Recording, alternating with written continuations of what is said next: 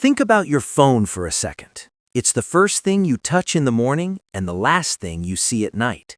You trust it to tell you the weather, the news, and where your family is. But here's the cold, hard truth. The second the grid breathes its last breath, that $1,000 piece of tech becomes a dead slab of glass. No Google to calm your nerves, no social media to spread the word. Just silence. Most of you aren't ready for that silence. When the screens go black, the rumors will start. In the dark, people don't think, they panic. They'll tell you the next city is in ashes. They'll whisper that help is 10 minutes away when it's actually never coming. In a collapse, a lie travels faster than a bullet, and if you're starving for information, you'll swallow the first poison you're fed. But while the world screams at dead satellites, a survivor knows that the airwaves are still alive. Truth has a frequency. If you don't know how to find it, you're flying blind in a dying world. I am the Sentinel. Today, I'm showing you how to break the radio silence and hear what they don't want you to know. Welcome to the last line of communication. You've been sold a lie. They told you the internet is the cloud, something eternal, invisible, and untouchable. But the truth is much more fragile. The internet isn't in the sky, it's in the dirt and under the ocean. Thousands of miles of fiber optic cable snaking across the sea floor, and massive data centers that breathe electricity like oxygen. When the power grid killed, those data centers turn into expensive ovens in a matter of hours. Your 5G bars don't just drop, they vanish. Think about your daily survival. You don't know how to find the nearest hospital without Google Maps. You don't know the weather without a push notification. You've traded your basic human instincts for a digital leash. When that leash snaps, you're not just offline, you're paralyzed. While most people are still holding their dead phones up to the sky, begging for a single bar of signal, a survivor is already looking at a physical map and listening to the static. Because in a total collapse, your high-tech connection is your greatest weakness. To understand why radio survives while the internet dies, you have to understand the airwaves. Digital communication is like a high-speed train. It's fast, but if the tracks are broken anywhere, the train stops. Analog radio is like a bird. It doesn't need tracks. It travels through the air, bouncing off the very atmosphere of our planet. There are 3 layers to your new world: AM, FM, and shortwave. FM is local. It's your neighborhood's voice, clear but short-ranged. AM is the long-distance runner. It can travel hundreds of miles, especially at night when the sun's radiation stops interfering with the signal. But the real king of the collapse is shortwave. Shortwave frequencies don't just travel, they skip. They bounce off the ionosphere, reflecting back to Earth like a stone skipping across a pond.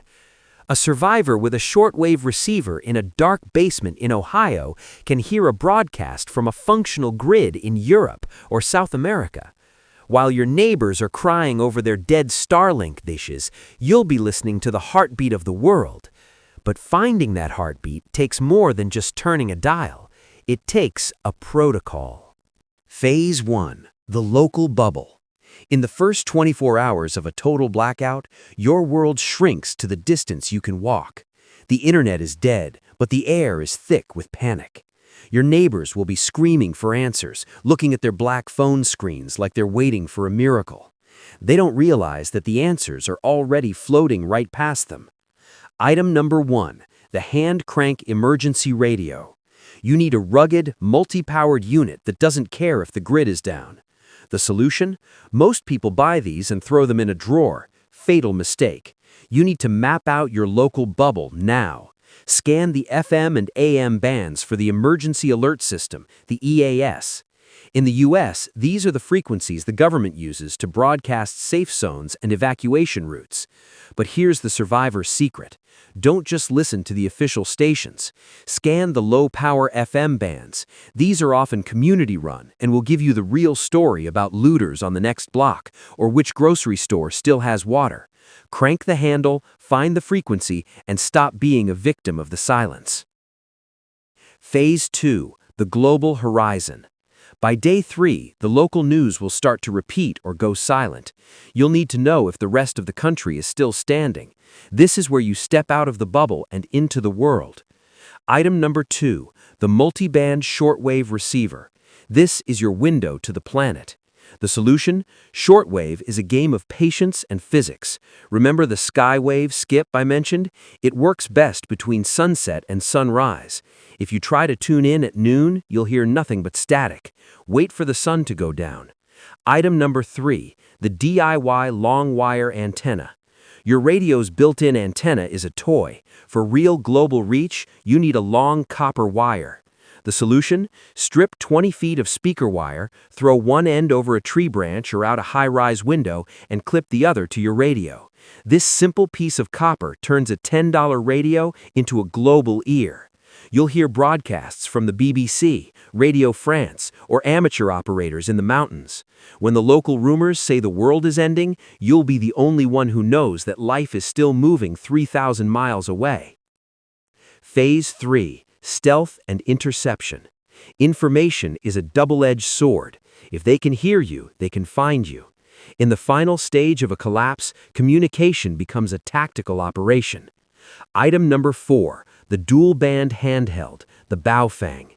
Every prepper has one, but 90% of them don't know how to use it. The solution? This is a scanner, not just a walkie-talkie. Use it to monitor police, fire, and EMS frequencies. These first responders use unencrypted channels during a massive grid failure. You'll hear where the fires are breaking out and where the riots are moving before they ever reach your street. Item number 5, tactical stealth headsets. Never ever use the radio speaker in a dark building. The solution? Sound travels. A radio crackling at 2 a.m. on the 15th floor is a dinner bell for looters. Use earbuds or a tactical headset. You need to hear the truth without letting the truth get you killed. Practice sound discipline. Information is the new currency. Keep yours close and keep your location a secret. The grid is dead, but the air is alive. Now you know how to listen. In the end, the silence isn't your enemy. The lies are. When the grid goes dark, the most dangerous weapon in the world isn't a rifle, it's a rumor. If you're sitting in your living room waiting for the TV to flicker back to life, you've already lost. You must understand that information is the only thing that keeps you ahead of the chaos. Survival is a game of frequencies, and now you have the rules. But having the rules is useless without the right tools. I don't want you out there guessing which frequencies to scan or trying to build an antenna out of paper clips when the alarms are already sounding. That's why I've curated a list of the exact gear I trust, the same tools we discussed today, from the rugged hand-crank emergency radios that will never die on you, to the Baofeng dual-band handhelds for scanning local intel, and even the copper long-wire antenna kits that turn a whisper into a shout. I've placed the direct links to these life-saving tools in the description below. If you value your life and the safety of your family, secure your line of communication today. Don't wait for the static to start. The golden rule of radio silence: trust the airwaves, but never trust the speaker. Keep your ears open, your location hidden, and your batteries charged. But remember, even with the best radio, you can't heal a wound or fight a fever with a signal. When the hospitals are overwhelmed and the pharmacies are looted, what's in your kitchen cabinet will determine if you survive the night. In our next briefing, we're opening the medicine cabinet. I'll show you why the pharmacy is empty, and which 5 common household items can save your life when the doctors are gone. Subscribe and turn on your notifications. The signals are fading. Stay sharp.